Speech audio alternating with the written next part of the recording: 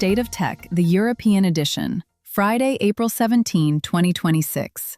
I'm Samantha Lawrence. And I'm Bob Russell. Today, tech layoffs accelerate as companies bet everything on AI.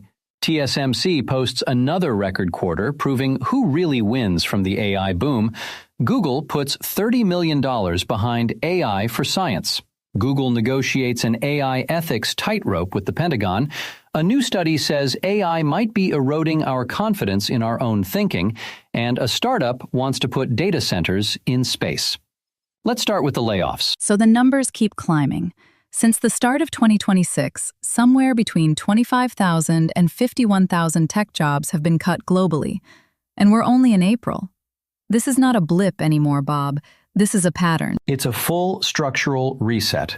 Since 2022, over 100 tech companies have announced significant layoffs, and what's changed is the reason. Early on, it was about unwinding pandemic-era hiring binges. Companies like Meta admitted they'd simply hired too many people. But now the story has shifted. Companies are actively reallocating budgets toward AI infrastructure. They're building out AI teams, investing in automation, and the roles they're cutting are the ones they believe AI tools can handle, or at least reduce the need for. Amazon and Meta have both explicitly said efficiency gains from AI are part of the rationale for reducing headcount. That's a pretty clear signal. They're not hiding it. No, and it puts us in an uncomfortable middle ground. Some experts insist AI will complement workers, not replace them. But when you look at the actual decisions companies are making right now, the complementing looks a lot like replacing, at least for certain functions. Administrative roles, mid-level operations, content moderation, even some engineering tasks are being consolidated or automated. And the human cost is real. These aren't just numbers on a spreadsheet. These are people with mortgages and families. Completely. And what makes it harder is that the new jobs being created often require very different skills. So even if the net job count eventually recovers, there's a painful transition period for a lot of workers. For Europe, this is a double-edged sword. European tech companies are following the same playbook, leaning into AI, trimming elsewhere. But Europe also has stronger worker protections and more robust social safety nets, which could cushion the blow. The question is whether European policymakers can move fast enough to create retraining programs and upskilling pathways that actually match where the jobs are going. And regulators are already under pressure. The AI Act is rolling out, but the workforce dimension hasn't been addressed with the same urgency. If AI-driven displacement accelerates, Brussels may need to think seriously about targeted employment transition programs. Not someday, but soon. Because the layoffs aren't waiting for policy to catch up. Let's talk about who's actually cashing in on the AI boom. TSMC just reported a 58% jump in quarterly profit. That is the fourth consecutive quarter of record revenue. And advanced chips now make up about 75% of their wafer revenue. This is the story that keeps getting underestimated. Everyone talks about OpenAI, Anthropic, Google, the model makers. And yes, their valuations are enormous. But TSMC is where the rubber meets the road. Every major AI chip, whether it's designed by NVIDIA, AMD, Apple, or anyone else, gets manufactured by TSMC. They are the bottleneck, and they have enormous pricing power because of it. So the AI gold rush metaphor holds up. The people selling the pickaxes are making the most money. The people making the pickaxes, more precisely. And it's a level even deeper than NVIDIA. NVIDIA designs the chips, but TSMC fabricates them. Without TSMC's extreme ultraviolet lithography capabilities, none of these advanced AI processors exist. Period. Which brings us to the geopolitical dimension. Taiwan sits at the center of all of this, and that makes everyone nervous. Europe knows this. The European Chips Act was supposed to be the answer. Billions in investment to build domestic semiconductor manufacturing. And there's been progress. Intel's facility in Magdeburg, TSMC's own plant in Dresden. But TSMC's latest results show just how far ahead Asia remains in advanced node production. Europe is building capacity, but it's not building leading-edge capacity at the same scale. These results should be a wake-up call. The economic value in this supply chain is staggering, and Europe is still mostly on the buying side. Quick interruption. If you listen to the State of Tech regularly, hit that like button and subscribe. That way, you'll never miss an episode. Okay, moving on. Google.org has launched a $30 million global funding challenge focused on AI for science. Applications are open until May 1st. They're targeting nonprofits, academic institutions, and social enterprises that are using AI to tackle challenges in health, climate, and environmental science. And it's not just money. Selected organizations get technical support, cloud infrastructure, and a spot in a 6-month accelerator program with pro bono engineering help from Google. So it's funding plus hands-on expertise, which for a lot of smaller research teams could be transformative. The pitch from Google is that AI can compress years of scientific research into months. And honestly, we've seen early evidence of that. Protein folding with AlphaFold, drug discovery pipelines, climate modeling.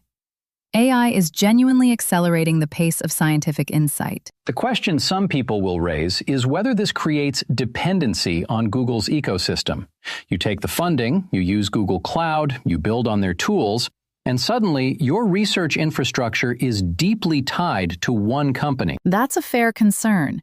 But for many underfunded research teams, the alternative is not having the compute resources at all. European universities and research institutions should absolutely be paying attention. This is open to global applicants, and Europe has world-class research in exactly the areas Google is targeting: climate science, public health, environmental monitoring.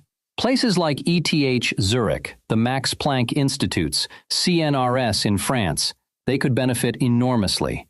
But European institutions should go in with eyes open about data governance and making sure their work remains independently publishable and reproducible, regardless of the funding source. Here's a story that gets into the uncomfortable intersection of big tech and military power. Google is reportedly in talks with the Pentagon to integrate its Gemini AI models into classified military settings. But, and this is the interesting part, Google is pushing back on how the technology can be used. They're reportedly insisting on contract language that would prohibit using Gemini for domestic mass surveillance or for deploying autonomous weapons without meaningful human control. Which sounds reasonable on the surface. It does. But let's remember the context. Anthropic apparently received a supply chain risk designation after refusing similar military applications for Claude. That's essentially a warning shot from the defense establishment. Cooperate or face consequences. So Google is trying to thread the needle. They want the contract. This is potentially enormous revenue, but they don't want to abandon their stated AI ethics principles entirely. Whether those contractual limitations would hold up under real operational pressure is another question. Once classified systems are deployed, oversight gets very murky. European defense agencies are exploring their own AI integration. France, Germany, and the UK all have active programs. But the norms being set in these Google-Pentagon negotiations could ripple outward. If the US establishes certain ethical red lines, or fails to, that becomes a reference point for NATO allies and for Europe's own guidelines on military AI. This is one of those stories where what happens in Washington genuinely shapes policy in Brussels and beyond. New research from the American Psychological Association paints a nuanced picture of what AI does to us psychologically. A study of nearly 2,000 adults found that using AI for work tasks didn't actually diminish their cognitive abilities. But it did something subtler and maybe more concerning. 58% of participants felt that AI did most of the thinking for them, especially in planning and sequencing tasks. And those people reported lower confidence in their own reasoning and less sense of ownership over their ideas. So the work got done faster, but they felt less like it was theirs. It's a real trade-off. You gain speed, but lose depth. And over time, that erosion of confidence could become self-reinforcing. If you don't trust your own thinking, you lean on AI more, which further reduces your confidence. The researchers suggest a simple fix. Solve the problem yourself first, then use AI to refine or check your work. Train the tool. Don't let the tool train you. European businesses, and especially educational institutions, should take this seriously. Schools across Europe are grappling with how to integrate AI into learning without undermining the development of independent critical thinking. And in workplaces, HR departments might want to think about guidelines that encourage AI as a refinement tool rather than a first draft tool. The human-centric approach Europe champions in its AI regulation needs to extend into how people actually use these systems day to day. Okay, Bob, I saved the fun one for last. A startup called Orbital, backed by Andreessen Horowitz, wants to launch AI data centers into space, actual GPU racks, in orbit. I love this story. So the idea is straightforward, even if the engineering is bonkers. AI data centers are power-hungry monsters. They need massive amounts of electricity and cooling. On Earth, that's becoming a genuine bottleneck. Power grids are straining, water for cooling is scarce in many regions.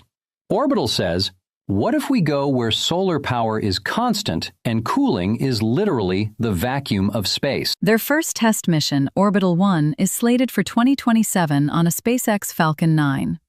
They'll test whether GPUs can sustain performance in orbit and handle cosmic radiation. Because that's the catch, right? Space is not kind to electronics. Radiation can flip bits, degrade chips, cause all sorts of havoc. So proving that AI inference workloads can run reliably up there, that's the real test. And the latency question. Even in low Earth orbit, you're adding milliseconds. For inference tasks that aren't time-critical, maybe that's fine. For real-time applications, probably not. Still, as a concept, it's genuinely creative, and it highlights just how desperate the industry is for new power solutions. When launching rockets starts looking like a reasonable alternative to building more power plants, you know the energy crunch is real. Europe has a strong space industry. ESA, Ariane, plenty of satellite expertise. If orbital data centers become viable, European companies could be well-positioned to compete.